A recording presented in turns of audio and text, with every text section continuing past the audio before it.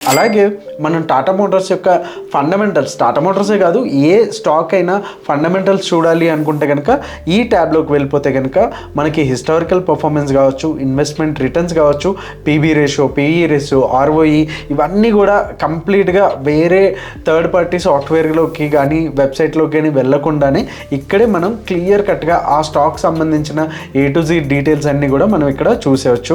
And అలాగే share holding pattern, promoters ఎంత hold చేస్తున్నారు, డిఏస్ ఎలా హోల్డ్ చేస్తున్నారు, ఫారిన్ ఇన్వెస్టర్స్, పబ్లిక్ ఎలా ఉన్నారు అనేటటువంటి ఇన్ఫర్మేషన్ మొత్తం కూడా మనకు వచ్చేస్తుంది. అలాగే ఈ పర్టికులర్ స్టాక్ ఎటువంటి ఇండస్ట్రీస్లో భాగంగా ఉంది అనేది కూడా మనం ఇక్కడ క్లియర్ కట్గా చూడొచ్చు. తర్వాత ఫైనాన్షియల్స్ అంటే కంపెనీ యొక్క ఫైనాన్షియల్స్, సేల్స్ కావచ్చు, expenses, operating profit, net profit, profit before tax కావచ్చు, నెట్ ప్రాఫిట్, ఈపీఎస్, ఇవన్నీ కూడా మనం కంప్లీట్గా డీటెయిల్స్ అన్నీ కూడా క్యాష్ ఫ్లో స్టేట్మెంట్స్తో సహా మనం ఇక్కడే మొత్తం స్టాక్ సంబంధించినంతా కూడా మనం చూడొచ్చు. Investments in the securities market are subject to market risk. Read all the related documents carefully before investing.